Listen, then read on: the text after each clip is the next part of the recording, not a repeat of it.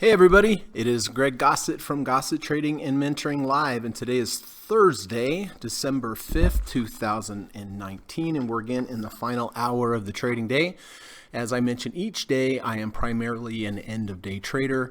I believe that the prices, as close as you can get them to the end of the day, as close as you can get them to the close, are the most valid prices of the day to make your buying and selling decisions from.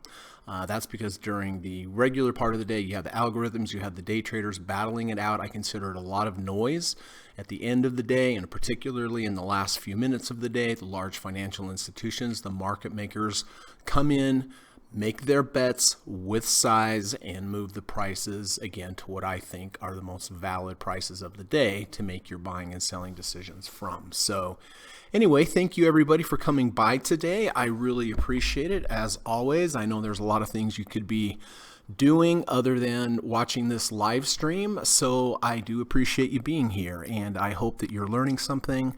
I hope this live stream is helping your trading and your investing, and that you're getting some kind of return on your time investment here with the channel. Excuse me. So looks like kind of an interesting day today. We were up, we were down, and we've rallied back up. Now we're coming down a little bit. So, I mean, not, less volatility today than we've had in the last few days on this dip, but still, it's been kind of volatile lately. So we're gonna have to be a little careful, but we have to be careful as always, right? So let's take a look here. So Evan is here. Hey Evan, good to see you, sir. Thank you so much for coming by. And here's Gamer Squad. That's David from Denver. How you doing? Thank you for coming by. It's always nice to see the two of you, and hope you're doing well. So let's take a look here.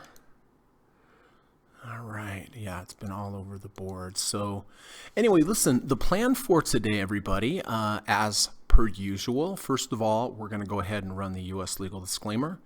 We're going to come back. We're going to go through all my current positions. We're going to talk about when I bought them, why I bought them, what methodology I was using, what was my, my thinking on the trade of why I entered the trade. And then we're going to talk most importantly about how I'm going to manage my current positions either to the upside or the downside. You always have to have a plan, right? Whether it goes up or down.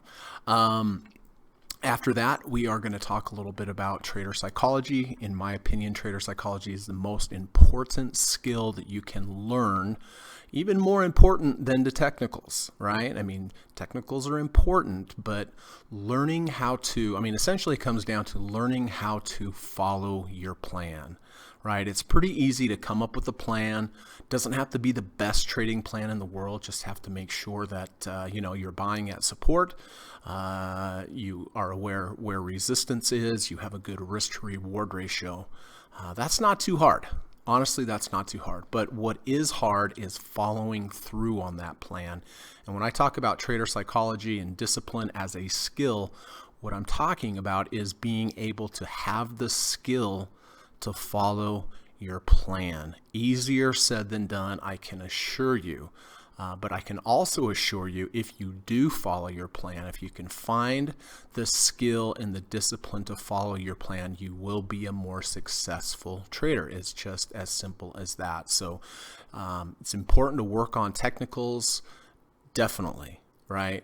Taking a look at your indicators and so forth, and support and resistance. But at the end of the day, it really comes down to working on the skill of following your plan. And if you put it in that context, if you think about it that way, when you start deviating from your plan, or you want to start deviating from your plan, take a second and realize, oh, this is what Greg was talking about. I have this, I have this urge or this impulse to do something outside of my plan. But if you stick with your plan, you're going to do better. I can guarantee you that. As long as you have a decent plan, right? And it's not that hard to come up with a decent plan. So we're going to talk about that. We're going to do a few minutes on that based upon some Twitter posts that I found helpful.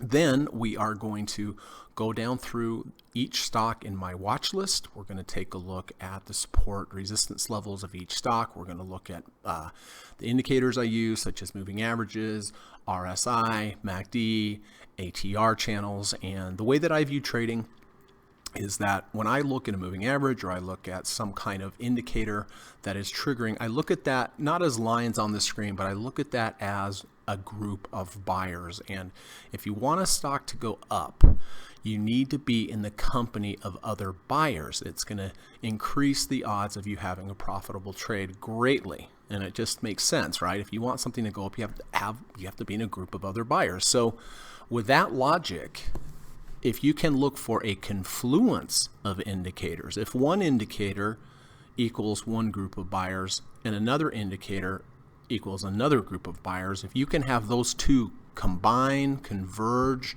together at the same time, the way that I view it is those are two groups of buyers. And the more buyers, the better. The more buyers, the more likely that you're going to have a profitable trade. So that's what I'm going to look for. So step one is looking for a confluence or a combination of indicators lining up together, or another way to say that is a confluence or a combination of groups of buyers lining up together. Step two, we have to analyze the risk to reward. Sometimes you can have a great setup, you have a lot of indicators coming in at the same time, but it may be too high in your channels or whatever filter you're using. The RSI may be too high, indicating that maybe you have a great setup, but you don't really have a good risk to reward. So it's very important that you have a good risk to reward. As a general rule of thumb, I like to have the ability to make twice of what I'm risking. So if I'm risking $100, I want to have the ability to make $200 to the upside. So step one, look for a confluence of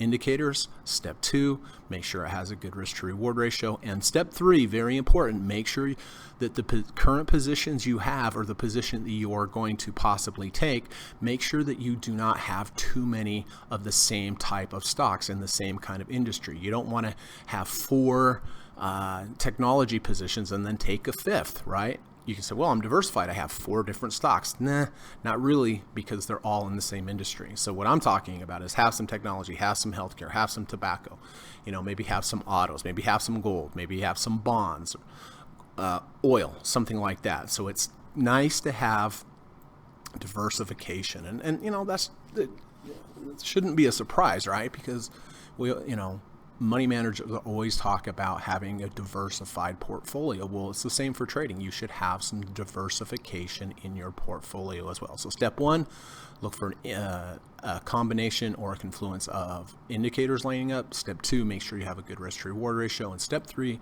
make sure you're diversified in your holdings. And then, so I'm going to go down through the stock list, look at each one, look for all those 3 things. If something looks good at the end of the day, I will go ahead, enter the position at the end of the day, right before the close of the market. And then after the market closes, if you have any questions, please don't be shy. Type them in the chat, and I will do my best to clarify your questions. If you have any other questions about trading, even if it's something outside of what I discussed today, feel free. Happy to help out. If you'd like me to take a look at any particular symbols, if you'd like my opinion on them, happy to give you my opinion. Just type them in. And then, by the way, if there are any symbols that you think would be helpful for the group, that you would like me to look at and give you my opinion on before the close of the day, please feel free, put them in the chat. If it's time sensitive, if you want me to take a look at it before the end of the day, put an asterisk by it or something, right? Some explanation points or whatever, and I'll do my best to take a look at those before the end of the day. All right. So that is the plan for today, everybody. Sound good? So first of all, I'm going to run that U.S. legal disclaimer, and I will be back in about 40 seconds. So please hang tight, and I'll be back shortly. Thank you.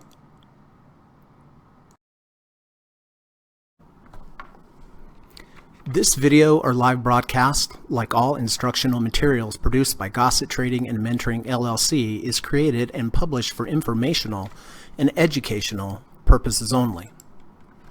Please carefully read and/or listen to the U.S. government required disclaimer before watching this video or live stream broadcast. The video link and disclaimer text are located in the description section of this video or live broadcast, here and here. Thank you so much.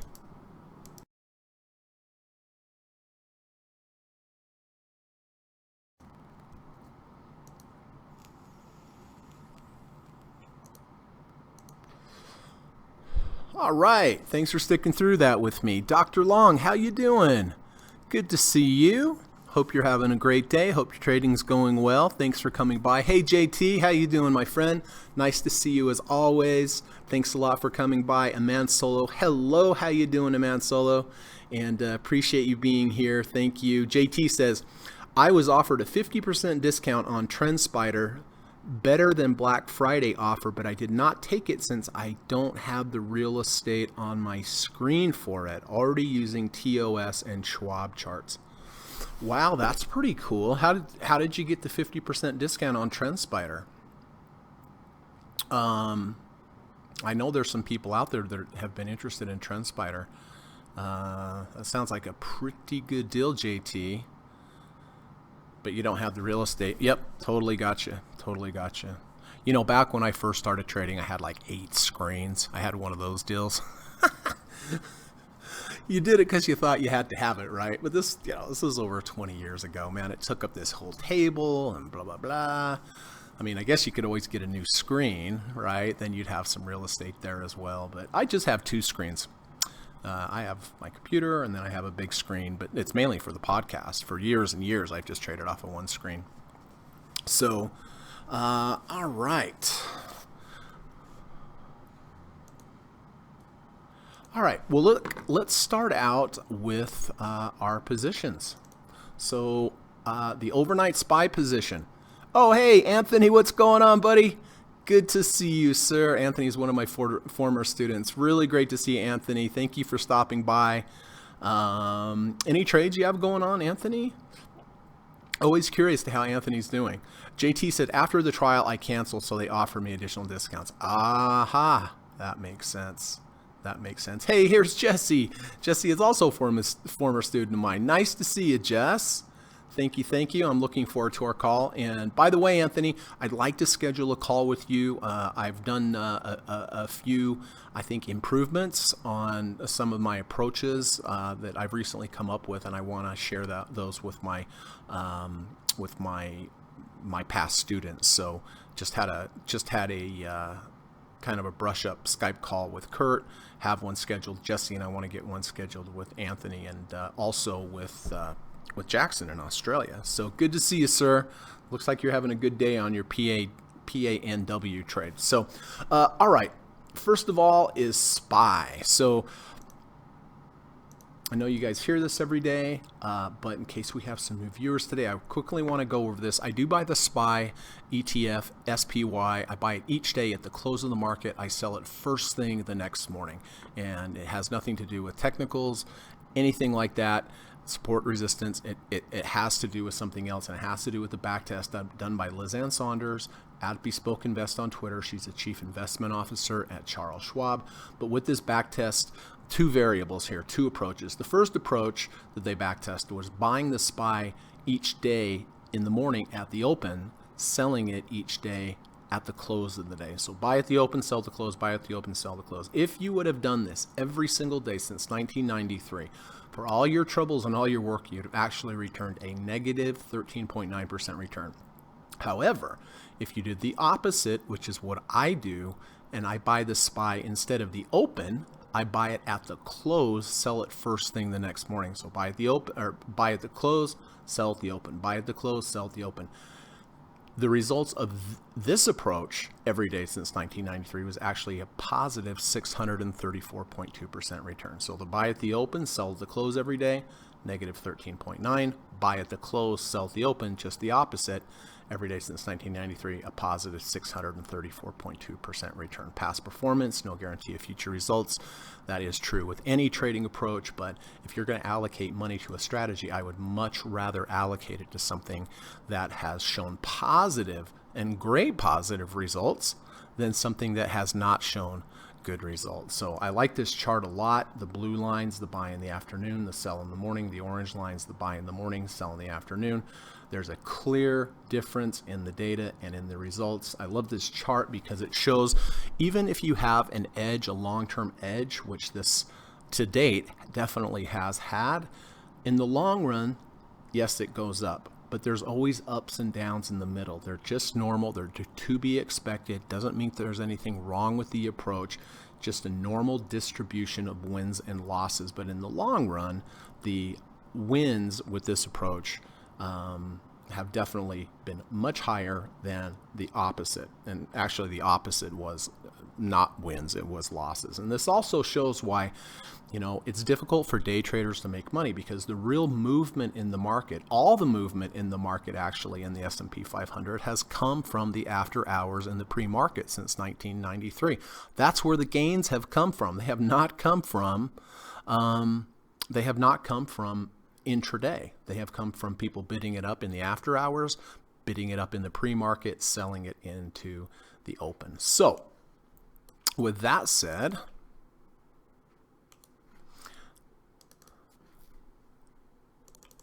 I did buy SPY yesterday at the close here at 311.46.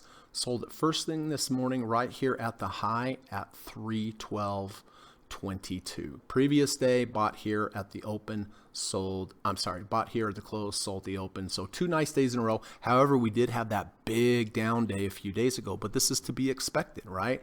We've had a great run, and I've had a great run using this since February 26th of this year. But sometimes you go through extended periods of downtime with this approach. In May of this year, I think I lost 80% of all my overnight SPY trades.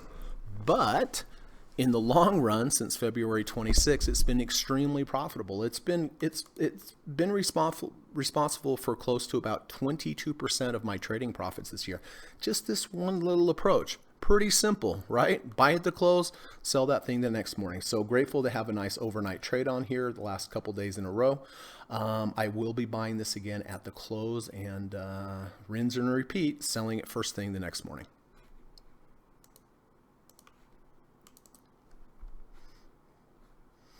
All right, Walmart. So I did buy Walmart back here on the 2nd of December. We went above the 1 ATR channel, which is the green line. We came back into the value zone. I consider anything above the green line overvalued. I consider price within the green and this green line, the 1 and the negative 1 ATR, to be value, and anything underneath undervalued. I don't want to buy overvalued prices. I want to buy at value or under. So we went above, we came back in. We've had a lot of consolidation. We've had a lot of sideways movement. I did buy here on the 2nd of December when we had this V1 trigger. Here is day 1. Here is day 2. Day 2 washes out or went below, tested the levels below the previous day's low, did not like them, closed above the previous day's close, day 1's close. That is where I bought the position. Immediately went against my stop on this was a close of the halfway of the washout bar. This is the washout bar that washed out the previous day's low.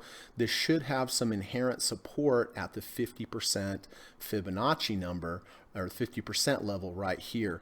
A close below, I would get out. The next day it went below, but it closed above the 50% level. The next day went below, closed above. You can see today went way down. Now it is right there, barely above the 50% level. So if it does close above 118.57, which again is halfway of the washout bar where I enter the trade, I will keep it. If it closes 1 penny under, I will go ahead and get out. So makes sense. So we'll have to watch that at the end of the day. But I'll tell you, when you take these V1s and V2s, generally the majority of the time they tend to really take off for you. This has sputtered and not done much here today whatsoever. And I mentioned yesterday, if I don't get some movement on this in a few days, I'm probably going to go ahead and just exit the position, take a small loss, even if it doesn't hit my stop loss, but a time stop. There's a stop loss based upon price, and there's a stop loss based upon time. And so we'll just have to watch this at the end of the day. So, but so far this trade has been a loser, but not big. And again, it's important in trading: big wins, small wins, break evens, small losses. All those are fine. That's the formula and the recipe for being a long-term profitable trader. What you have to stay away from are those big losses. So if you're having little loss, I know it's not fun, but it's okay because you're inside the tolerance of what you need to do to be a profitable trader. If you can just stay away from those big losses, you're gonna be fine. And you know how to stay away from those big losses, right? When you enter a trade, look for a good risk to reward ratio. So if you're wrong small. And more importantly, if you're wrong, you get out doing what you're supposed to do. The reason that people lose a lot of money is they'll enter, they have a plan, they don't get out where their stop is. They are hopeful. They want to wait for it to see if it will rebound, and a lot of times it will, but other times you will run into a monster trend the other way. And if you want to get out at 100 and you don't, now it goes to 90. You're like, how can I get out now? It's $90. What about if you hold on? Now it's 80. So the more it goes down, the more reluctant you are to ever get out. Right? So take that first loss, that first small loss. It's really easy. It, stings a little bit at the time, but in a day or so, you will totally forget it. But it's imperative that you do that. So we'll watch this here. I'd like to see it trigger another V1 here. That would be pretty sweet. All right. So that's Walmart. XLU, okay, so I did buy XLU yesterday at the close. We have a 5 EMA crossing over the 20 EMA. This is a back-tested, profitable, long-term back-tested, profitable approach on trading XLU. The thing I like about the crossovers is that they don't have a high winning percentage, but if you're wrong very quickly. And if you're right, you have the ability to have an outsized gain to the upside. And that's what's key. Again, going back to the formula for profitable trading: small losses, small wins, large trades, large wins. And that's why these crossovers give you a really good risk to reward ratio. And what's also happening here, what's going on when the 5 crosses over the 20? You have you have a confirmation that a shorter term trend is crossing over a longer term trend. The 5 is shorter, the 20 is longer, but this is a good back-tested approach. I back-test this on etfreplay.com. I really like that website for my back testing. So anyway, it's up slightly since our entry, but it was down earlier. But I will keep this unless the 5 crosses back below the 20, or alternatively, if we get a close below both the 5 and the 20 in one fell swoop. If you're going to trend, should not do that. It should not cross immediately back under both of the moving average that you use to get into your long trade. We have positive MACD. We're over 50, so we'll see. We'll see what happens.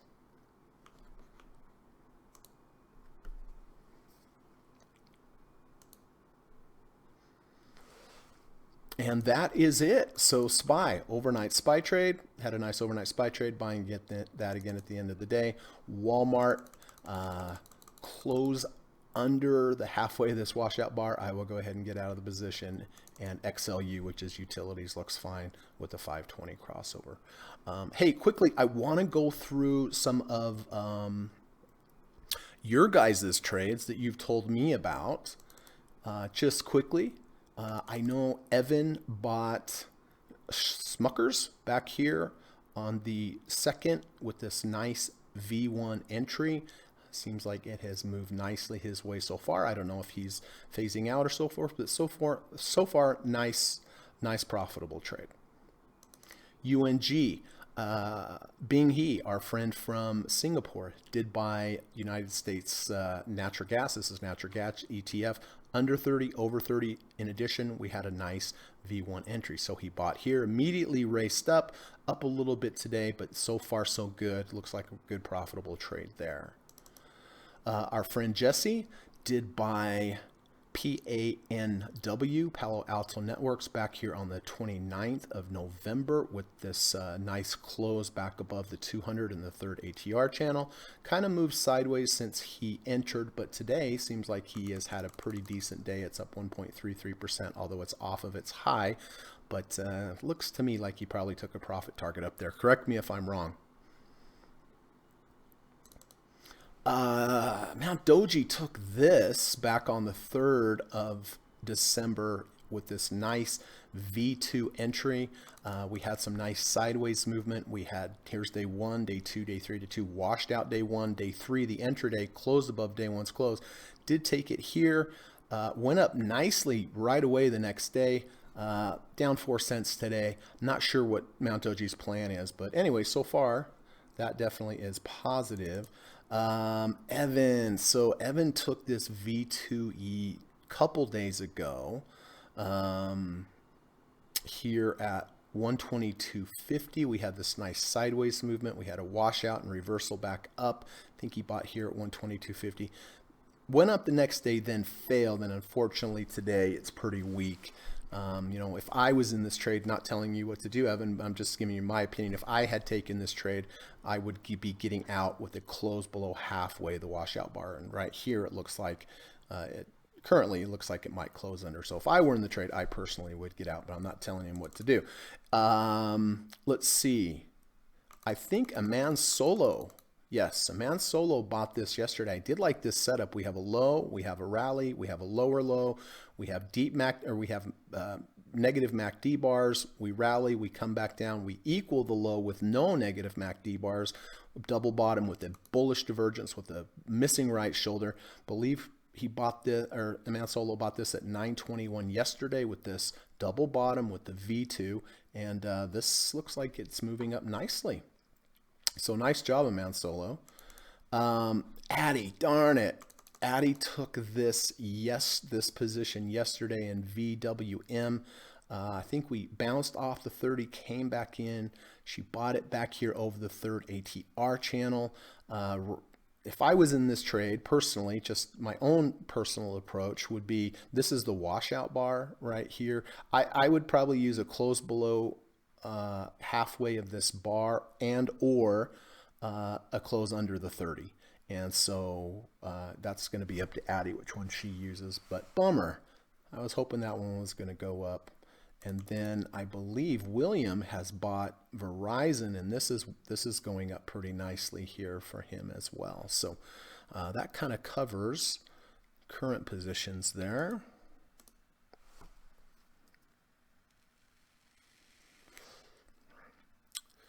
Dr. Long says, bought NXPI on Monday, but sold it. Bought on Monday, Monday's coup, and sold yesterday. Still long, E7, VIX, AGQ, short AZO. Okay, so so here's the VIX. We had this nice trade. We bought this here, rallied up here. It's come back down a little bit. It is holding about halfway of this range, so that is good. AGQ, having a good day up today. That's double leverage silver. I've been looking to buy silver also, but I'm waiting for a 520 crossover. And AZO, AutoZone, short AutoZone.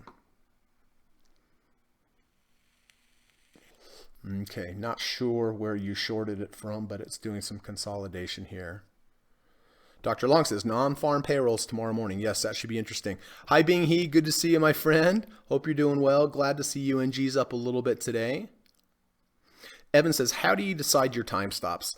That's a good question. You know, kind of as a general rule, if it does not take off after my entry, about 3 days, 3 days is about my time stop. Sometimes 2, but I think the correct number in general would be 3 days, Evan. Dr. Long, wondering about GLD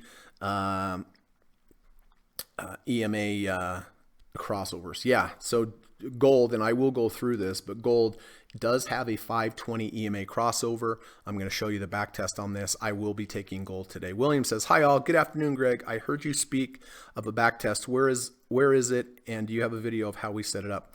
I'm going to show you that, William. I'm going to show you where I go to do my back test in just a little bit. Okay. Jesse says, and good to see you, William. Thank you for coming. Jesse says, yes, finally hit profit target on PNW. Nice profit today. Small position remaining. Awesome. Marco, hey bud. Good to see you, my friend. Nice to have you here. Hope you're having a nice evening in Europe. Thanks for coming, bud. Steve Burns. Hey buddy. Good to see you, my friend. Always a pleasure. Always an honor. Seriously, an honor to have you in this chat. I'm always excited to have you here. I know everyone else is, and thank you for all you do. And Steve says, hey Greg, I am looking to out roundtable with Chris Uhl tomorrow. I think he means I'm looking forward to the roundtable. Yeah, so Stephen Burns, Christopher Uhl, and I are going to be recording a podcast tomorrow, kind of a roundtable talking about different trading ideas and principles, and basically talking about trading and with the three of us. So I'm really looking forward to that, Steve. So that's going to be tomorrow. I'm not sure when it's going to come out, but it's going to be fun. And of course, I'll let everybody know. Dr. Long says, shorted AZO.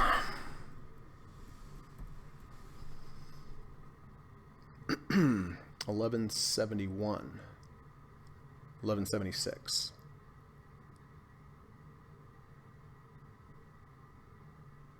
All right, so right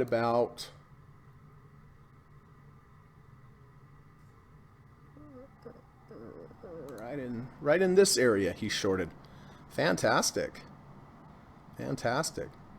Here's a V1 to the lower high V1 to the downside. That might have been an interesting place, but fantastic. Make sure you have a plan in place, right, Dr. Long, as far as what you're going to do, either to the downside or the upside. Marco says, great roundtable. Can't wait. Me too. I think it's going to be fun. All righty.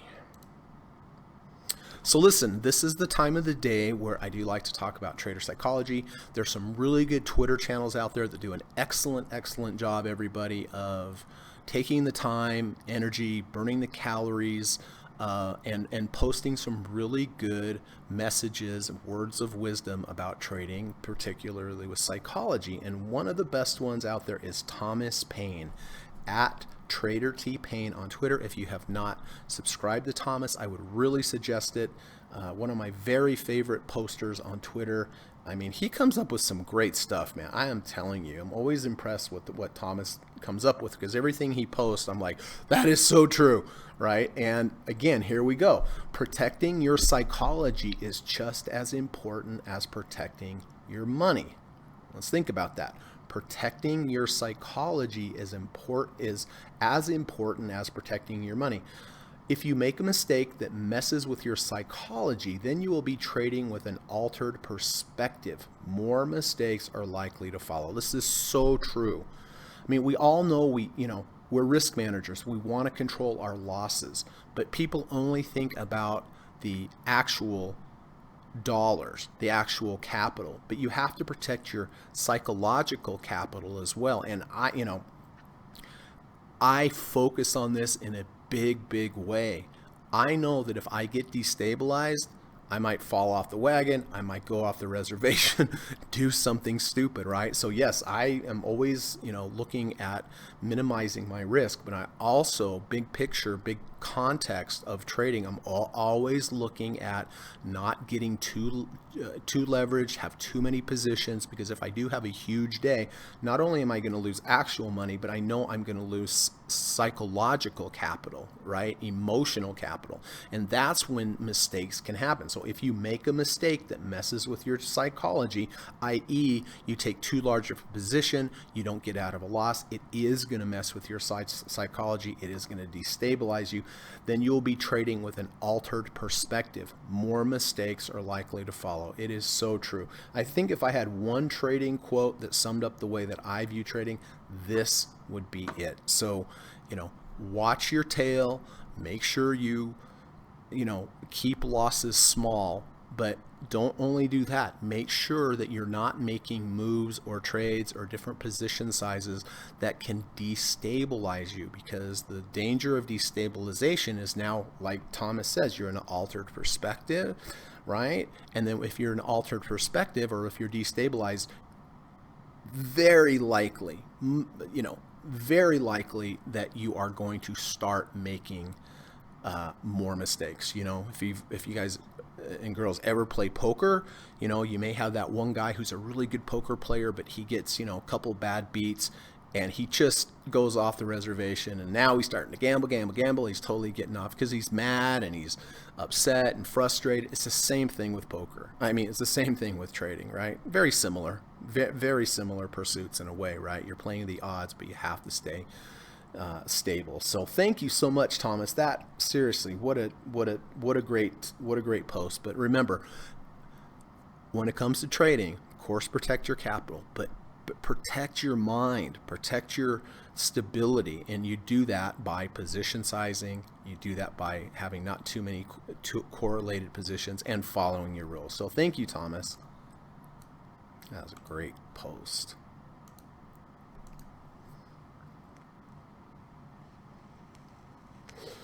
Hey, William, good to see you, bud. William from Hawaii. Hi, Greg. The sell-off the past few days has created a few good possible setups. Yes, we were waiting for this dip, weren't we? We were definitely waiting for this dip. And we'll go through here in a second. William Green says, Greg, I see you focus on stocks. Do you do any training on options?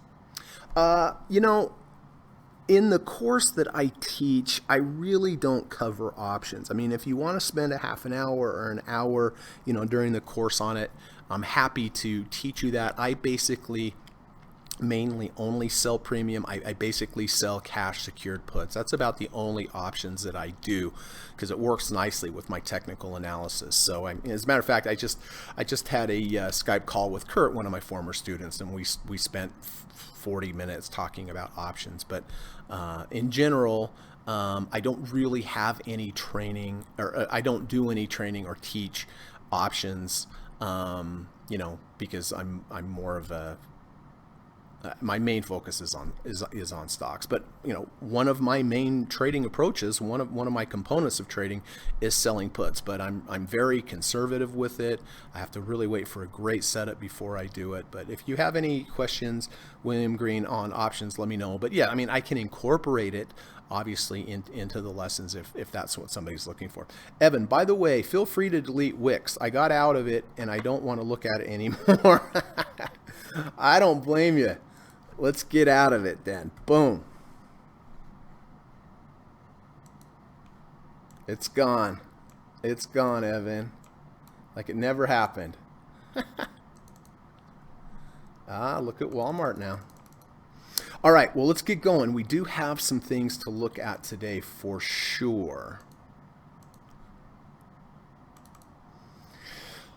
All right, well, Apple's screaming on up here. We had that huge dip. I wasn't surprised people bought that first dip, but can I buy it here? No, there were really no reasons for me to buy this dip. I didn't have a trigger. But we did close under the 1 ATR channel. Now we're back in the channel between the 1 and the negative 1 ATR. Couple down days, then I would look for a higher low V1. That's what I would be looking for on Apple. Adobe, I was looking for a pullback into value. We did get it. We closed back over, just too high for me to buy here. I need this to come back into the value zone, move sideways, V1, V2.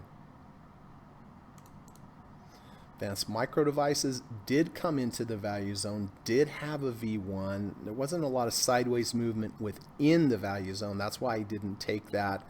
In order for me to get interested in Advanced Micro Devices now, I would have to have it basically come back into the value zone, wash out this previous low, because now we have a lower high, and then look for a V1 or V2. So I don't really see anything in the near future on Advanced Micro Devices. Amazon, my gosh, Amazon's just getting whooped up on here, isn't it? I did buy Amazon here when we closed above the 250 day. Had a nice couple days of movement on it. Closed above the 200. I got out after it closed below the 200. When it closed above, my trailing stop was a close below, so I did get out here, luckily, because now it has come all the way back down here. I would possibly be interested in Amazon if the price could come back down, test this low, because here we have this low with the deep MACD bar showing a lot of downward momentum.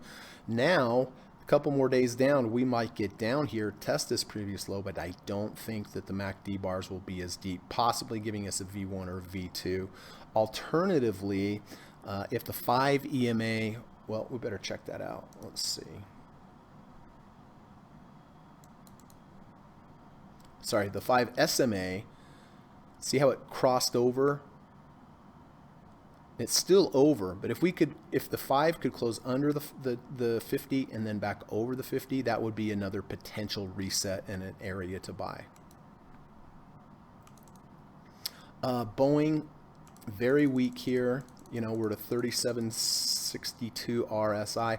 I would be looking here. I'd be looking for a deep dip by somewhere down in the 30 RSI range.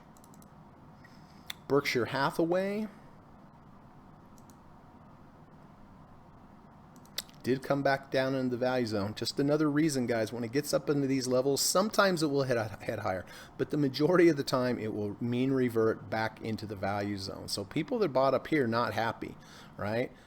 I liked what happened. It came into the value zone. It did move sideways for a day, but we didn't get a trigger, unfortunately. So nothing really here on Berkshire Hathaway.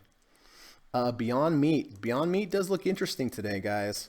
We went under 30 intraday. Now it looks like, I mean, we'll see at the end of the day, but it looks like it might close above 30. We have a low here, deep MACD bars on this move down. We had a rally, and we had green bars. Now we are lower than this previous low, but no red bars. This is a double bottom with the bullish divergence with the missing right shoulder. MACD is positive. I will be buying this today. I will be buying this today if it closes over 30 RSI. If the next day it closes under, I will go ahead and immediately get out, but it does give me a good risk to reward ratio. Caterpillar, nothing right here. Move back up into the value zone. A couple days down, higher low V1 would be interesting. The Dow Jones Industrial, of course, we had this huge dip. We're still hanging around 50% Fibonacci from the high to the low, even under 50, so nothing here. On the Dow, Disney, of course, we had this huge move up. I've been waiting for a pullback into value. We are back into value. Ideally, I'd like to see it come down to here, which is halfway of this big bar up. Of course, we have a 50% Fibonacci support here. It doesn't have, the V1, V2 doesn't have to happen there ideally, but I'd like to see this move sideways in the value zone. Look for a V1, V2. Here is Etsy. Etsy is also interesting. We have a low, we have a rally. We equaled the previous low here. We have a double bottom with a bullish divergence, missing right shoulder. I'll also look at that one. Facebook, nothing really here. Now that we've made lower high, I need to come in the value zone, wash out this previous low, look for a V1, V2. Five Below obviously had good earnings, gapped up, went way up, then way back down. Nothing interesting there.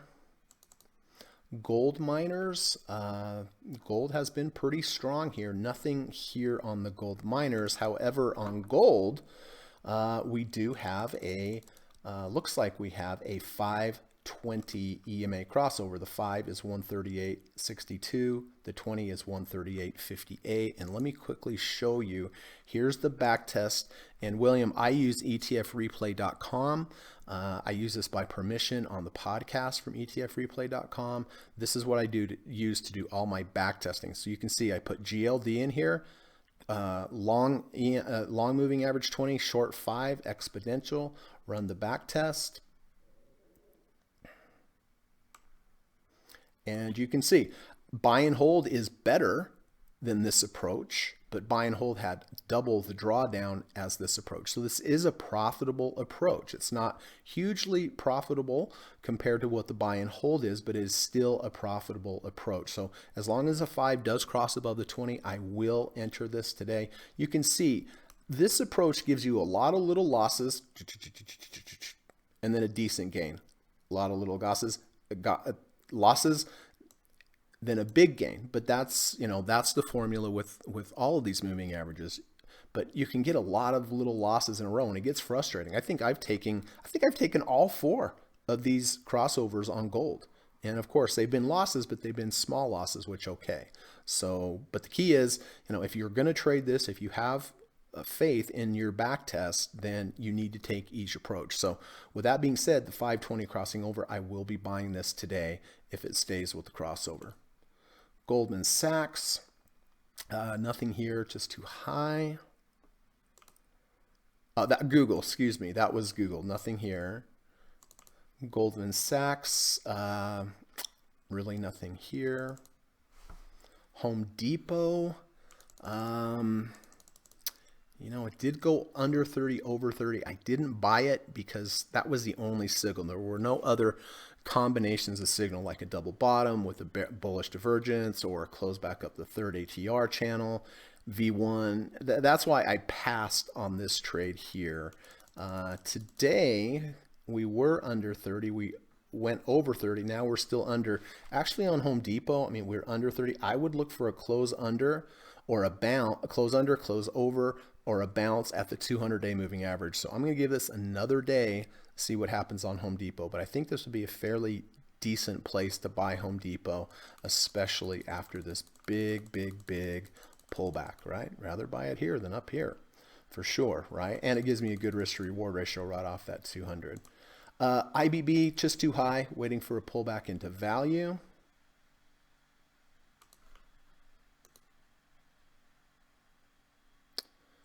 Let's take a look here. Intel, weak, moving sideways, nothing on Intel.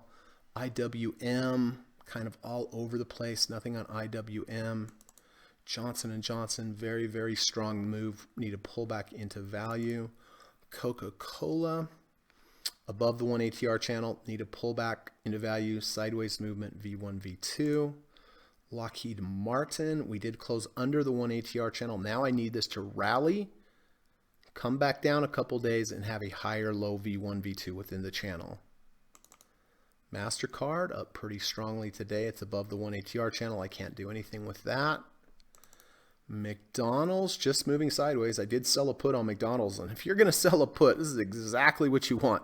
You just want sideways movement. Let that time decay work for you. But I did close out McDonald's put yesterday for a nice profit.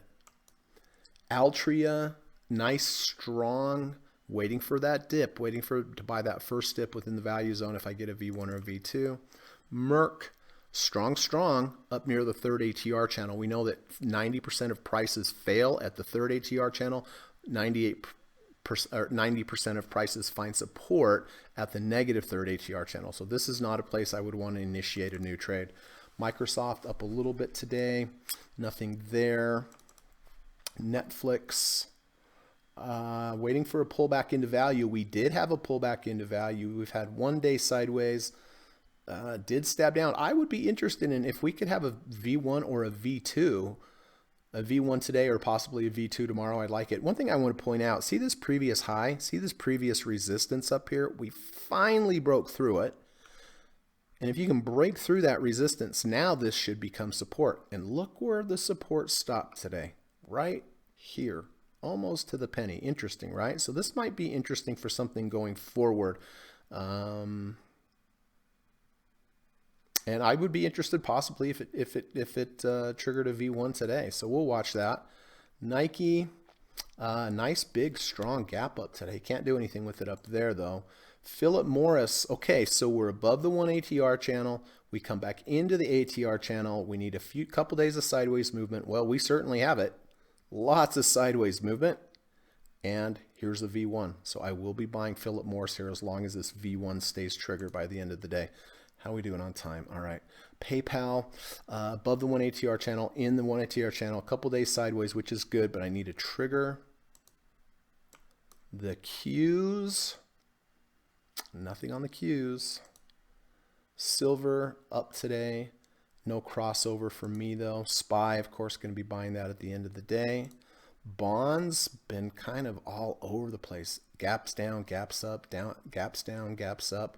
Nothing here on bonds. Tesla, I would take a V1 or a V2 on Tesla coming up here. Twitter, nothing here today. Did buy Twitter here on this V2, nice V2, under 30, over 30, had a nice ride all the way up to here, closed it out here when we closed below the previous day's low, which was a really good exit, but nothing there now. United Healthcare, just too high, need to pull back into value. Oil, big strong day yesterday, a little bit down today. Actually, no, it's up a penny, but nothing there. VIX, nothing here on the VIX. I did buy VIX here when it went under 30, over 30, and had a great overnight trade here. But I got out right at the end of the day.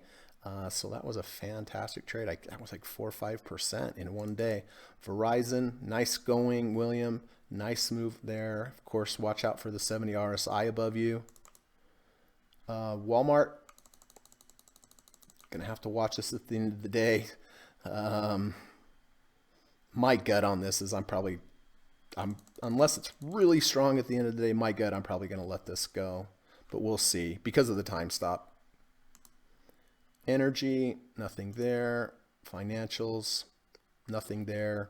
Under the 1 ATR channel, back in the channel. A couple days down, I could have higher low V1, V2. Real estate, not doing much. Utilities, of course, we have. Looks like we're just about even. We bought the 520 crossover and healthcare. So,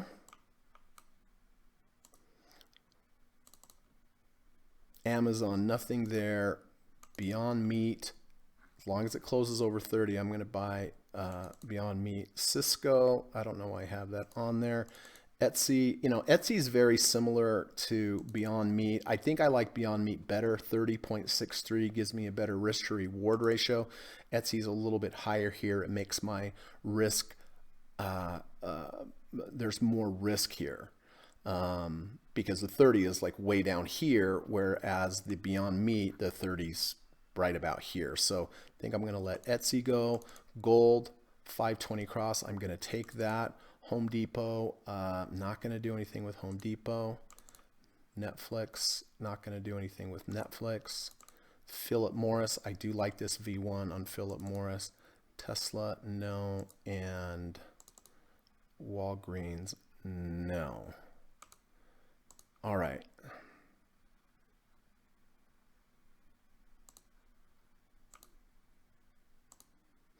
Okay.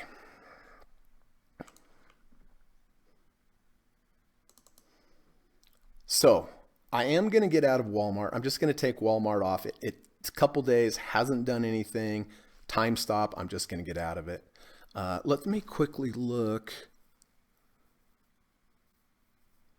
A man solo says ATUS.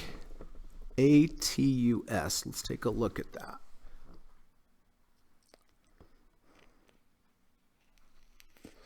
Well, the close here is 25.36.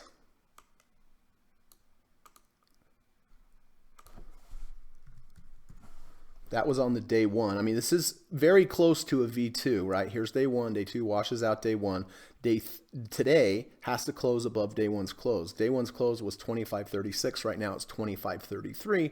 So in that case, but it did go under 30, over 30. Yeah, I mean, I think it has the 50-week moving average underneath it. I'm a little concerned, honestly, I'm a little concerned, a man solo, that it rejected the 200-day above me. But with that being said, under 30, over 30. I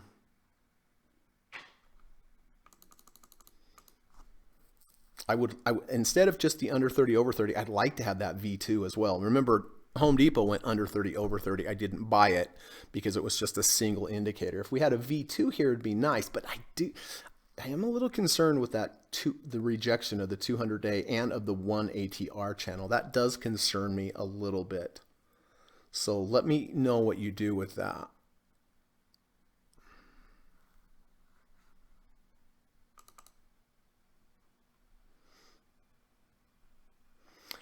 No, Evan, I don't think Philip Morris rejected the 50 RSI today.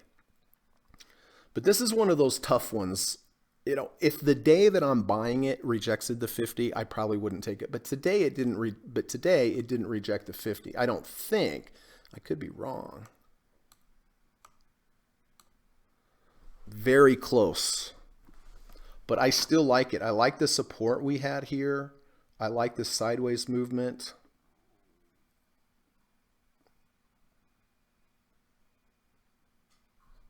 Let's look at the weekly.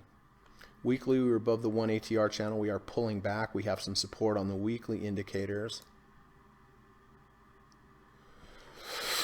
Okay, I better get to work.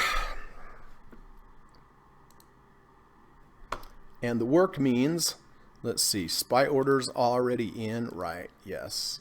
Walmart, I am going to go ahead and get out of Walmart just because I'm adding other positions, and this has not, it's gone a couple days sideways without doing anything, but at least didn't sell down here, right?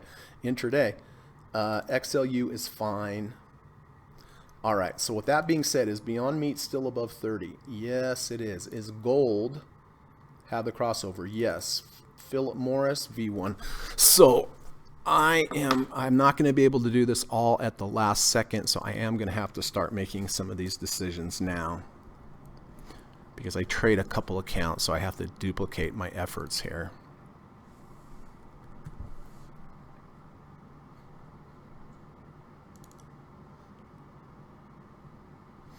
Okay.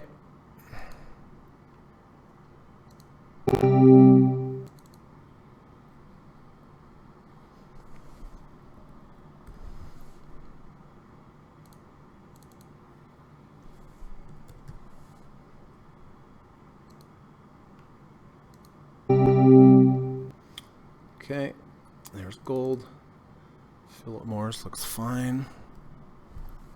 Oh, what did I do? Okay.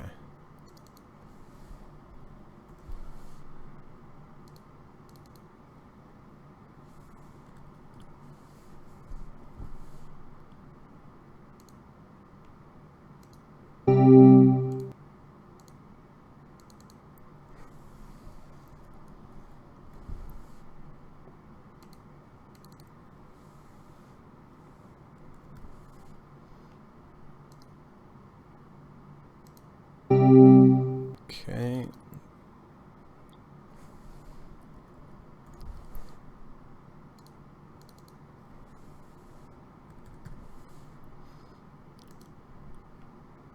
Okay.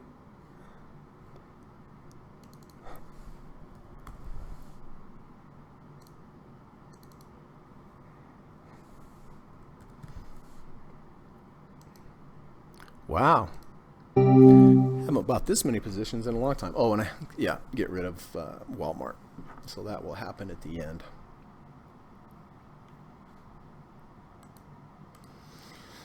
And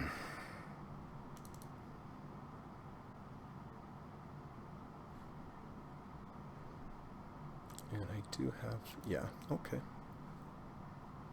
Looks good.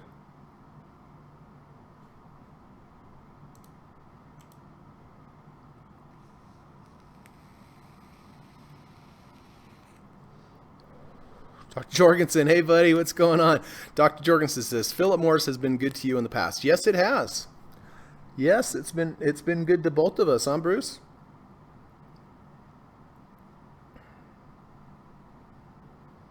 All right, so we have about a minute.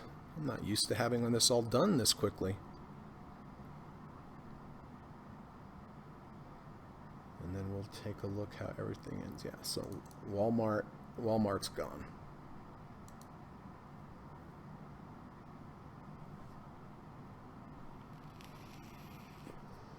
So I know we have Beyond Meat. I know we have gold. And I know that we have PM. Yeah, have not taken this many positions in a while, but you know, they're diversified for sure, right? We got some utilities, we got some gold, we got some tobacco, we have some meatless meat, and we have the index. No tech though. No tech.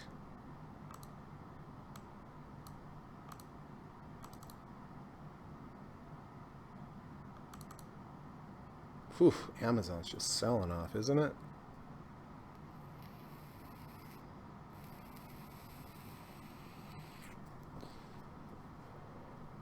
Here come the big boys with the volume.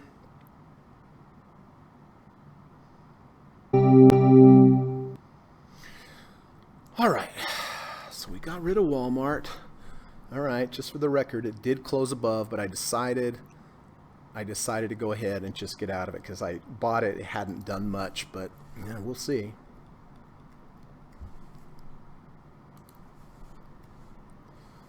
All right. Well, listen, it was a it was a positive day for me. I was hanging around the break even the whole day, and here in the last minute, it took me positive, which I'm glad to say, grateful to say, I did hit a new high today, a new yearly high in my trading account. So I think I've done that 2 days in a row now, 3 days in a row. So very grateful for that. I talked yesterday about humility, not getting cocky. People tend to get cocky when things start going their way, but let's not let that happen. Let's always stay humble. Let's be grateful for the gains that we got, but let's also be aware that we didn't have a lot to do with it, right? The worst thing you can start thinking is that you're a good trader. I know this is kind of an eclectic concept, but as soon as you start thinking that you're good, man, can the market teach you a lesson? So my advice to everybody, stay humble, be grateful for the trades that go your way. The trades that go against you, understand it's just part of the process. And I learned this from Larry Williams, but I go into each trade assuming that I'm wrong. I know that doesn't sound like it's very positive, but there's a loophole there. The reason that when I go into the trade that I think this is probably going to be a losing trade is because then if it is a losing trade, then my ego's intact and I immediately get out. See, I told you it was going to be a losing trade. Oh, it's a losing trade. I got to get out. But if you start thinking, oh, this has got to be a winning trade. Seriously, it's got to be a winning trade. It has this, that, the other, blah, blah, blah, right?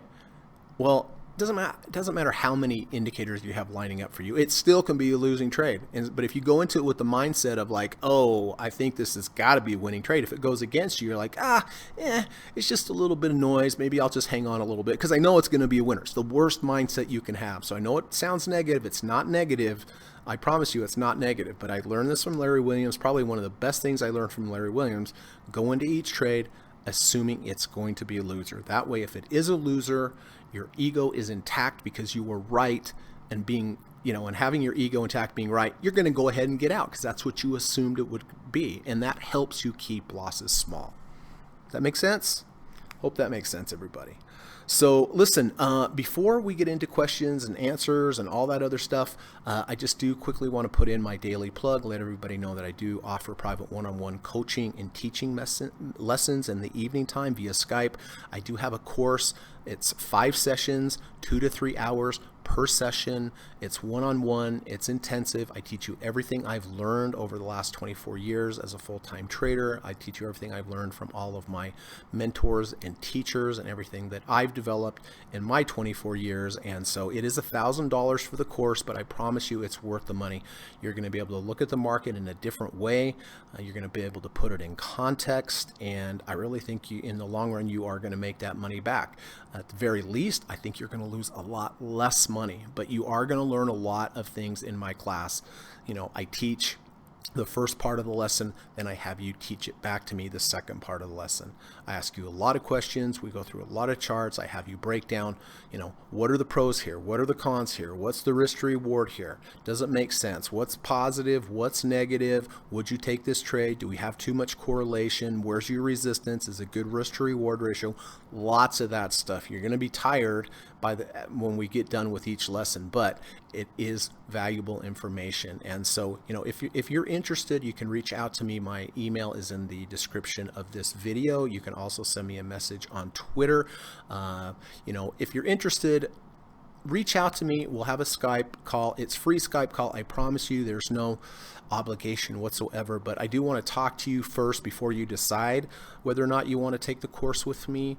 I just want to know more about you, about your trading, what your process is, what your frustrations have been, what your goals are, what the challenges have been. And so I just want to get a big picture of you to decide whether or not I think I can offer you something. And then, of course, you can ask me questions as well to see if I'm the right fit for you. But I love teaching. I've had really good success with my clients. I've had really good feedback from my clients. So if you're interested, reach out to me, and we'll do that free Skype call. And also, if you like today's podcast, if you like today's content, if you found it valuable, if it's helping you with your trading, all that I ask is that you hit the little thumbs up button if you found it valuable. If you didn't, you can hit the thumbs down button, right? By hitting the thumbs up button, it does help Google get the channel out to more people, helps promote it to more people. There's a lot of people out there that need help with trading. They really need someone to kind of take them under their wing and at least teach them some good trading principles. There's a lot of people that lose a ton of money. It's very negative for them, very negative for their family, for their financial life. And that's why I started this channel. I really started this channel because I wanted to help people with their trading. I lost so much money when I was young and dumb and had a lot of money. And I mean, man, do I wish that there would have been this channel back then. Whew, boy, but can't turn back time, right? But I went through it. I don't want anybody else to go through it. So anyway, hit the thumbs up button, help people get here. So, all right, let's take a look here. All right, so I hope that helped a man solo on ATUS. Kurt says, hey, Greg. Hey, buddy, what's going on? Good to see you, my friend. Kurt's one of my prior students. Great student, by the way, and great guy. Kurt says, hey, Greg, I really did appreciate you going over the options with me. I have to say, Greg really does put 110% into his teaching, and he means it when he says that he wants to see his students succeed. Oh, thank you, Kurt. Appreciate the kind words, bud. And it's true. I do put 110%. I'll tell you, when I get done teaching my lessons, I'm exhausted. I am literally exhausted because it's so important to me that you guys learn what I'm teaching, and that, sometimes I get frustrated if maybe I'm not conveying it correctly. I'm not frustrated at the student. I'm frustrated at me maybe for not conveying it correctly. But yes, it is very, very important to me that my students succeed. So thank you, Kurt. Hey, any positions right now at all, Kurt? Evan said, did PM reject 50? Okay, we talked about that. No. A man solo. Yes, the 200-day rejection seems like a big one. It kind of does. It kind of does on ATUS. Yeah, I mean, we talk about V1s, V2s, and it didn't quite trigger either, right? The close was here at 25.36. 25.34, so it didn't really trigger. It did have the under 30 over 30. I would have liked much better. I would have liked it if it would have closed above the 200 day. So I'm kind of glad to see you passed on that one.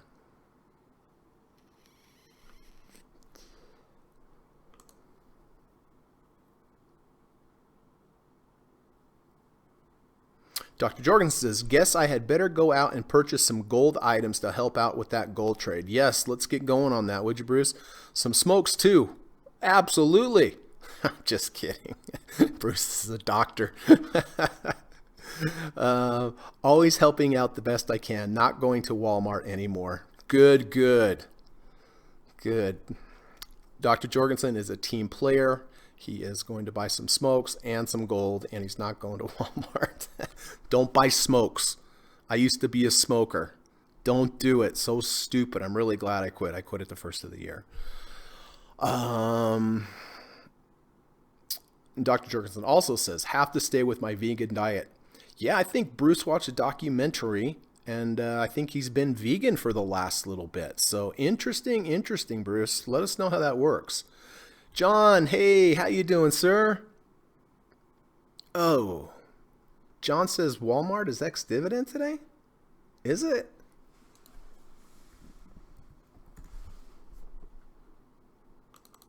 Gosh, I don't see the little dividend. I don't see the little dividend on here, John. I'm not saying you're wrong. You're probably right. It's probably the charts that don't have. Usually I have a little dividend indicator that tells me. But regardless, that actually really didn't factor in my decision whether or not I was going to keep it or not. Because I bought this V1 here, right? And then it just hasn't moved since then. So plus I replaced it with other positions today, so I wouldn't have bought these other positions if I would have kept all the other positions if I would have kept this one. But thanks for letting me know, John. It's good to see you, sir. Addie, hey, how you doing, Addie? Addie says, easier to be humble in this market when folks say everything goes up, but timing is everything. Easier to be humble in this market when folks say everything goes up, but timing is everything. Yes, it is. Of course it is in trading, right? Boy, 1 or 2 days can make a huge difference. Yeah, gosh darn. Sorry about that. Sorry about that trade there, Addie. Did you stay in that trade? Are you keeping it till under the 30, or did you get out here today? So we can follow that. Thanks, Addie. Addie's one of my clients. She was really great. Sharp person for sure. And so please let me know what's going on with your trades, Addie. And I'd like to be able to schedule that follow-up Skype call with you as well. So whenever you're ready, no rush, but I'm here for you. Okay. Man Solo says, can you walk me again through why you skipped Etsy today? Bullish MACD bars, jumped off the second ATR channel, but yes, no V1 or V2.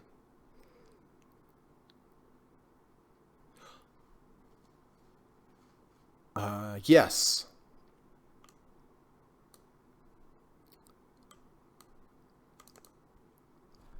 So, a Man Solo, I very likely would have bought Etsy today, but I decided to defer to Beyond Meat. And so, but let's look here. Here we have Etsy. We have a low with deep MACD bars, right? Showing a strong momentum to the downside. Then we had a rally, which is great, with positive momentum. Now we come back down. We went equal to, actually a touch lower than the previous low. There is no negative MACD bars. This is great. This is a double bottom with a bullish divergence and actually a missing right shoulder. Even if we had some red, even if it was, some shallow red, it still would have been valid. It's even better that it's not. But the reason I didn't take this one is we didn't have a V1 or a V2. It didn't go under the 30. See, if we measure the bar, if we go down to the low, I think it got to like 30.25. Oh, 30.86, right? So if Beyond Meat wasn't there, I would have bought Etsy today with the bounce basically close to the 30. It was a false breakout to the downside, barely. It did go lower than the previous low and then went back up into the range. But here, look, here we're at a 34.32 RSI. So if I'm using a 30 RSI as my stop in the coming days, I have from here down to here as my stop. Make sense? Right? I have a 34.21 down to a 30. I combine that with, I compare that with Beyond Meat, where we did go under 30 and close back above. But look, my risk is from 30.74 to 30, right? Compared to Etsy at 30.24 back down to 30. So my risk to reward is better. They're very similar. Double bottoms, bullish divergences on Etsy. Double bottom, bullish divergences on Beyond Meat.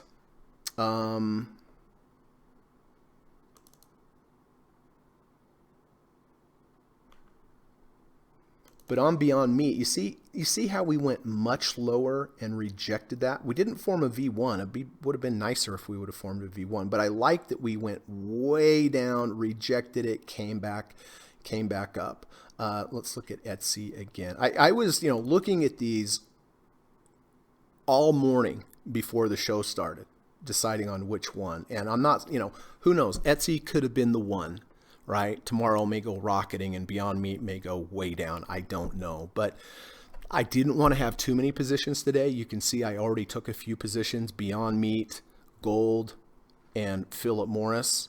But Etsy and Beyond Meat, I didn't want to take both of those, so I deferred to Beyond Meat because it has a better risk to reward, and that's the reason why. But they're very similar.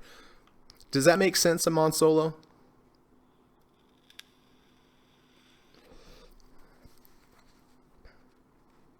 Mansell says, Greg, I do want to connect with you via Skype on the other side of the holidays. I can't appreciate enough what you do for us. It's been immensely helpful to me personally and very therapeutic.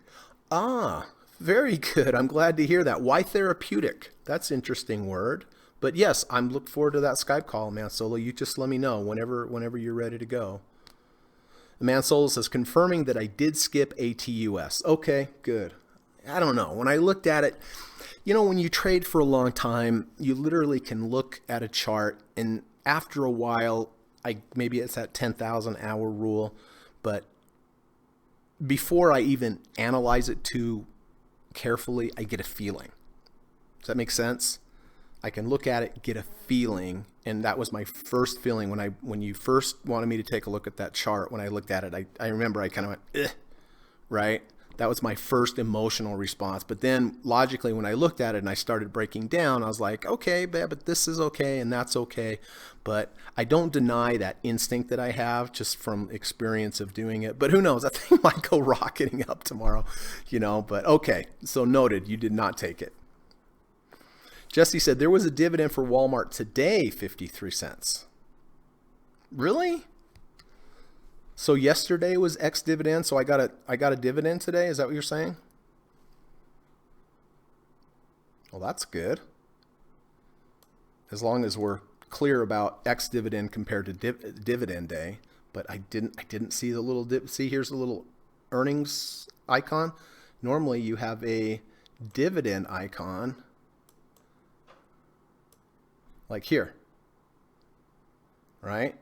Dividend on 8808, meaning that if you owned it the day before, you get the dividend here, right? You have to buy it the day before of the dividend. You have to buy the ex-dividend date. But see, this is probably just Trade Navigator didn't have this on here. Interesting. But I would go with Jesse's analysis. If Jesse said there was a dividend, I believe him. Dr. Jorgen says, good hike. Talk to you tonight. All right, bud. Sounds good. Thank you. Kurt says, I also took gold and paper trading some puts. Oh, interesting. What are you paper trading the puts on, Kurt? All right. So I don't have to do any new positions over here because now I know Kurt has gold as well. Fidelity ex-dividend date 12/5/19, 53 cents. So you got that also. All right. Well, if the ex-dividend date is today, that means that you have to hold it today to get the dividend tomorrow, though, John. So I don't think I got it. I'll have to look at that later, but thank you for taking a look at that, bud. Mansolo, thanks on explaining your Etsy thought process. You do catch a lot more looking at the same chart than I can imagine doing. You'll get there. You'll get there. It's this process of analyzing the indicators, analyzing the risk to reward, and then looking at your correlation. I mean, at the beginning of the podcast, right? 3 steps. 1, look for a combination of indicators. 2, look for the risk to reward ratio. 3, look for the correlation or your diversification of your positions. And, if I compare Etsy to Beyond Meat, they both look good, but who had the better risk to reward?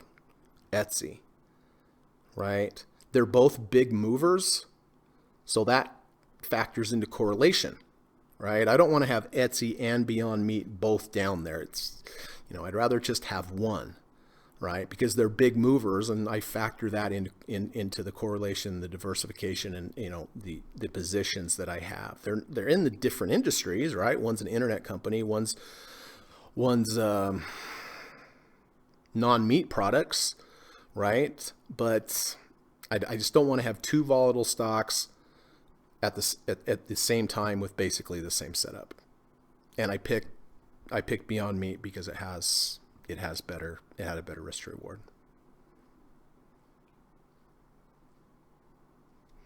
Evan says, now I want a Beyond Burrito from Del Taco.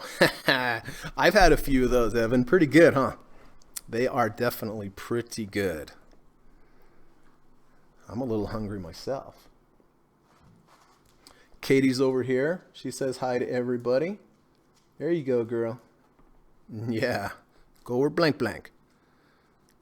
Okay, that's the new spot. All right, so Kurt took GLD today, like I did, and then maybe he'll let me know about the paper trading of the puts. And let me know if you have any other questions on that, Kurt, all right?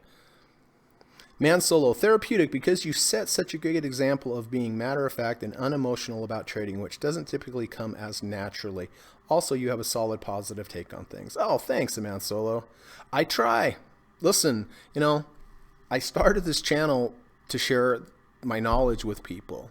I knew it was going to take, you know, some time and it was going to be a commitment and so forth.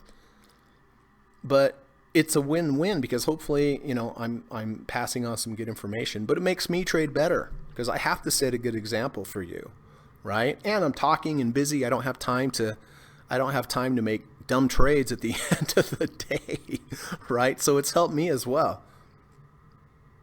Man Soul says, calms me down listening to video. Oh, good. I'm glad to hear that. Jesse, G, do you have setting for dividend display that is turned off from when you were having problems with charts? I don't know. That's a good question.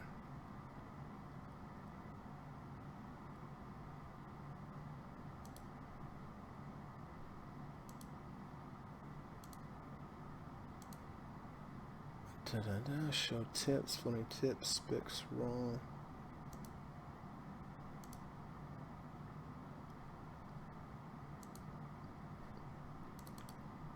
I don't think so, but now that you say it, I don't see any dividend markers on anything. Yeah, good eye on that, Jess. That might be the case. Although I don't think I have a dividend button or anything to turn off. I just wonder maybe if Trade Navigator has not posted these. But thank you for letting me know. I'll have to ask them. Thanks, Jess. That's good eye on that. John says, you're 3 o'clock therapy for me also. Calm, steady, very nice. Oh, good, John. So 3 o'clock, that must mean you're in Central Time somewhere, right? Because I'm in Mountain. Oh, no, East Coast, East Coast. You must be on the East Coast. Christopher, hey, how you doing, Chris? Good to see you. Where are you putting your stop on gold? That's a good question. And actually, it's a really good time for me to bring this up. You know, I was scheduling some of my calls with my prior students to tell them I've made a change, and one of the changes is on my crossovers, my crossover stop. You know, Steve Burns and I had to discuss this about a year ago, looking for, instead of waiting for the 5 to cross back under the 20 or the 10 to cross back under the 50, looking for something that would be a little bit more conservative, and look for a stop. You know, I always want to have as close as a stop as I can, taking into account technicals. Normally, guys, on this trade, I would wait. My stop would be a 5 closing under the 20. And that's how I've traded for years. And there's nothing wrong with it. But, you know, Steve and I discussed this, and Steve uses this now as well. But what I'm changing to, and again, this is one of the issues and one of the updates that I want to talk with my current students about, but we'll do it right now, is that I have changed going, you know, from here on out. Instead of the 5 crossing back below the 20, my initial stop is the price. If tomorrow it closed below both the 5 and the 20, but the 5 was still above the 20, I would get out there. Right, my main focus is always on limiting my loss first before profits. And sometimes when you have the 5 crossing over the 20 or the 10 crossing over the 50, you can't really quite tell where that stop's going to be. So it's a little harder to know exactly how much risk you have. So my stop on this, Christopher, is going to be a close. If tomorrow closed below both the 5 and the 20, I would get out. If it starts trailing, if it starts moving up, closes below the 5, no problem. But if we have a big bar that closes below both the 5 and the 20, so essentially you get a close below both the moving averages that you were using as your entry, it's not a good sign. Obviously the more moving averages that you close below, the more resistance you have above. So that is going to be my stop, a close below the in the coming days. If the price closes below the 5 and the 20 in one fell swoop, that will be my stop. Conversely, to the upside, I'm going to trail. I'm going to phase out. Does that make sense, Christopher? The difference? Normally the 5, you're waiting just for the 5 to cross under the 20. I have adjusted that, not waiting for the 5 to cross under the 20 as my stop. I'm waiting for the 5 if the price closes below both of them in one fell swoop, because then it has to deal with both of them to the upside. And if you're going to trend to the upside with a crossover, you definitely should not in one fell swoop cross back below both of them. Now there's going to be times where the price does close below and I get out, and then but the crossover's still in place and it's going to take back off. I totally get that, right? I'm like, dang. But I think more times than most, when that happens, I'm going to get out with a smaller loss than waiting for the 5, the actual cross under. Because a lot of times when that cross under happens, everyone sees that, and it's this big downward waterfall when those cross unders happen. So it's just a decision I've made. I've done a lot of research on it. Like I said, I've discussed this with Steve Burns, and he is actually also implementing this as well. And so that is one of the adjustments. At the end of the year, I always look back at how I've traded, what I've done, how can I adjust. Looking at my results for the year, I'm like, okay, I want to adjust a little bit to have a little bit higher, not win rate, but my profit factor, right? I want to increase my profit factor a little bit, maybe at the expense of my win rate. But so I've made a couple adjustments in my trade. I do this every year at the end of the year, right? And I think it's fine. You don't have to have one methodology that you stick with forever. You can make adjustments, and I spent a lot of time and energy over the last month deciding on the adjustments that I'm going to make. And again, with my former students, these are the things that I want to point out to them when I have my one-on-one calls with them. Does that make sense, Christopher? DOCU up big after hours. What is that?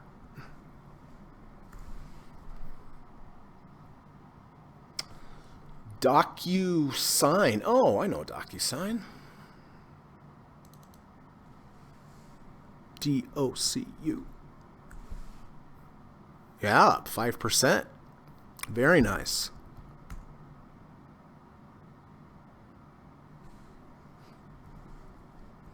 Let's see what else is going on after hours.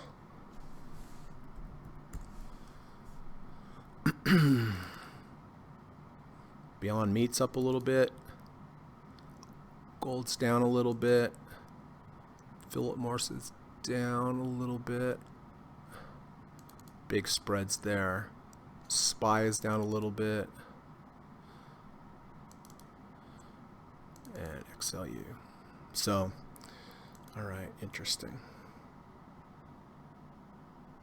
Evan says Ultra is a Mansell. I don't own DOCU. Oh, bummer. But I'm glad to hear that you didn't hold in front of earnings. Let's see.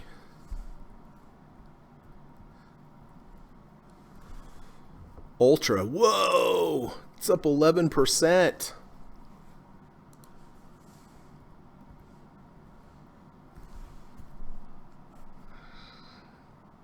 See, here's the little icon that tells me about the earnings.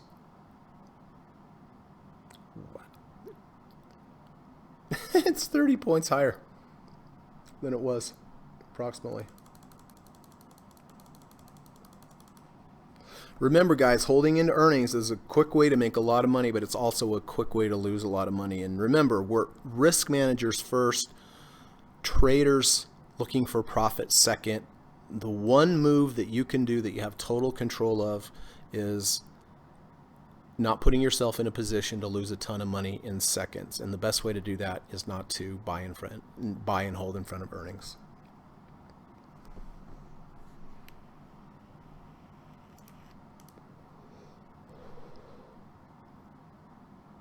You're welcome, Chris. All right, listen, if you have any questions, any other questions, type them in, but I'm going to start saying goodbye to everybody. So Christopher Hitchin from England, nice seeing you. Thank you for coming by today. Evan, great seeing you. Thank you. A man solo, thank you for coming by. And yeah, just let me know when you want to do the Skype call. Looking forward to that when time is right. John, thank you, and I'm glad you're enjoying the podcast, and it's always nice to have you here. Jesse, thank you, sir, for coming by today. Always great to see you, and I'll have to look into that dividend. I'm looking forward to our call next week, and nice job on your trade today. What trade was that? Pawn, yeah, P-A-N-W. And Evan, go out and get yourself that burrito at Del Taco. That sounds pretty good right now. Thanks for coming by, bud. Kurt, good seeing you, sir. Thank you. And it was nice speaking with you. And keep me up to date on what you're doing with the paper trading on those puts. Dr. Jorgensen, good seeing you. Hope you have a good rest of your day. And I will talk to you later. And Dr. Long, good to see you. Thank you for coming by. Let me know if there's anything I can help you with. William Green, good to see you. And if you have any other questions on options, let me know. But I don't formally teach them, but if somebody would like a few minutes on that or try to understand them a little bit more, I'm happy to help them out for sure. Options are wild and woolly. They have advantages, disadvantages, but if you need help, let me know, William. And then our other William, good to see you. And keep me up to date on your trades. They're in Hawaii. Marco, good to see you, sir. Hope you have a good rest of your evening. If there's anything I can ever help you with, Marco, please let me know, okay? And Bing He, good to see you. How did Bing He's UNG end up? Well, it was up today, so that's better than down, right? It looks like we have non-farm payrolls tomorrow, Dr. Long says, so we'll have to look at that. Anthony, good to see you, buddy. I hope everything's going well. Keep in touch. And I would like to schedule a call with you just to go over some of the adjustments I've made. And I'd like to catch up with you too and see how things are going. JT, good to see you. Thanks for letting us know about the 50% discount rate on TrendSpider. So I guess if you cancel, they give you a discount. So that's good to know. But good seeing you, my friend. And David, Gamer Squad from Denver, good to see you. And yeah, great group today. Really great group today. Kurt says, sorry, I'm in and out of the room today. I played it safe. I took Intel January 10, 36 days at the 52 strike price. Okay, so let's see. So 52. Okay. Oh, yeah, you took it safe. Okay. So basically what he did is he sold puts on Intel down to basically $52, 36 days out on January 10th. So if he were to do that, he has 36 days. If the price stays above the $52 mark, he keeps all the premium. So we talked about, picking a strike price that has support on 3 different time frames. So I completely understand why he picked the $52 price on the daily. Let's see on the weekly. Weekly midpoint of the 1 and the -1 ATR channel, so there should be some support there at the midpoint of the 1 and the -1 ATR channel. That makes sense. And on the monthly, the 10-month moving average. So it makes sense. Yeah, I mean, you should have some technical support there on the monthly at the 10. You should have some technical support in the midpoint of the channel, 1 and the -1 ATR channel on the weekly, and then on the daily, the 100-day moving average. So that makes sense. Question is, though, how much money are you going to get for selling the premium? And if we look It can't be much, I know that, right? Let's see. January 10th.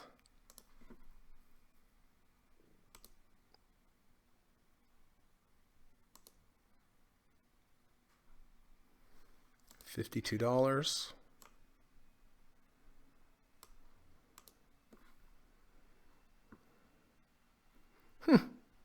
More than I thought, actually.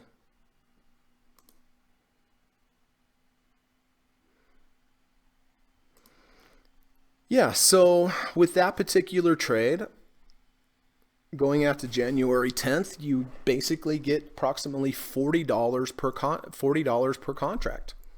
And if it doesn't get down there, if you have 10 contracts, it's $400. If it does get down there, it's probably not a bad place to buy, right, with the support there. So that was actually way more money than I thought you would have gotten for that. So interesting. So we'll definitely watch that. Thanks for letting me know. All right, that's it, everybody. I'm gonna put on the hiking boots, go out and hike around in the snow with Katie. And so I hope you have a good rest of your day. I really appreciate everybody being here. It's nice to see you. Look forward to it every day. And before I go, let me just mention, go out and do something nice for somebody today. Open the door or say hello or just be friendly. It really could make their day, and they may go on and do that for someone else and so forth and so on. And it just could, make a better day for everybody. So always like to leave you off with that. Just a little something nice. And thanks again for coming. Hope to see you tomorrow during the last hour. And by the way, if you haven't hit that thumbs up button, I'd appreciate it if you could do that on the way out. All right. Okay, take care, everybody, and look forward to speaking to you tomorrow. Bye-bye. U.S. government required disclaimer. Stock, options, futures, and Forex trading is not appropriate for everyone. While there is a potential for large rewards, there is also a substantial risk of loss associated with trading. The material in this video or live broadcast is not geared towards any particular individual or to any particular financial situation and is not intended to meet the particular investment objectives of any viewer.